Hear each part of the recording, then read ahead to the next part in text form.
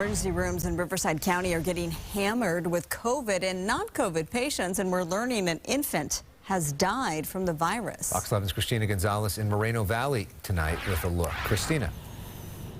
Yeah, this is the youngest COVID death in the county since the pandemic began.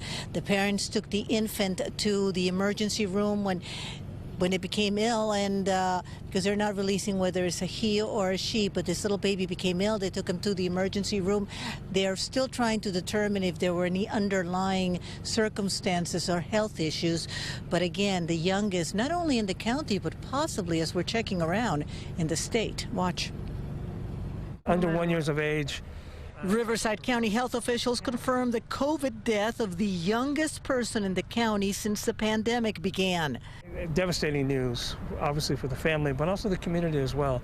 Riverside County hospitals experiencing a 77% increase in COVID patients, with the University Medical Center in Moreno Valley being the busiest county location. Still, as many as 70% of those being admitted are not here because of COVID. Who are they? So people who, for whatever reason, maybe over the last year or two, have not been able to have good, follow-up care for diabetic care, for heart failure care, for kidney care, and those things have added up where now they're ended up in a hospital.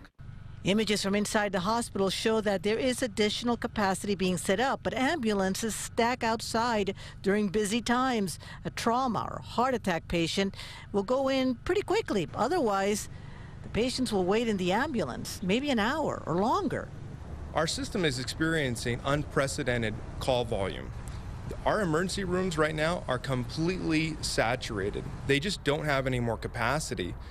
And the result is we're having extended ambulance response times because the ambulance resources that are desperately needed by the community are occupied on ambulance patient offload delay and not available for emergency response.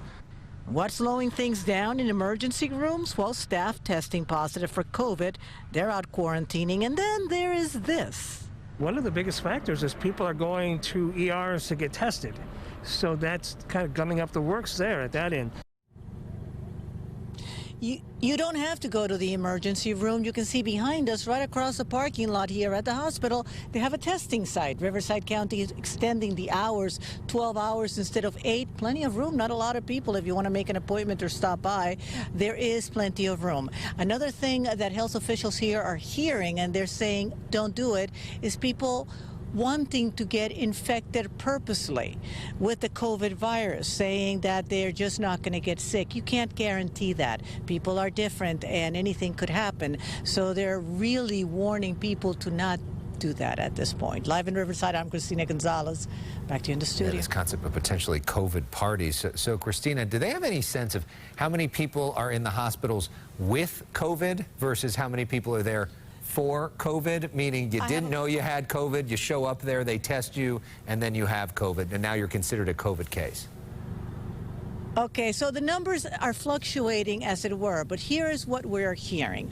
Of the total number generally in hospitals, less than half, possibly less than 30%, are people who are here because they came in with COVID and they realized they were sick with COVID, and that's why they came here. About 70% of the people came here, heart attacks, trauma, other things, and they were admitted. Of those, a certain percentage is testing positive while they're here. They were either asymptomatic or somehow became infected. That's the number we're trying to find out. It varies in different areas, and they're trying to compile it because, as you can imagine, when people come in and COVID is not the issue, is not the immediate test that they do. But we're hoping to get those numbers. But yeah, it is a percentage. A lot of people are coming in not realizing they were positive, and suddenly, oh, yes, you are. Yeah, and the state trying to look and figure out that number exactly as well. Christina Gonzalez, thank you so much.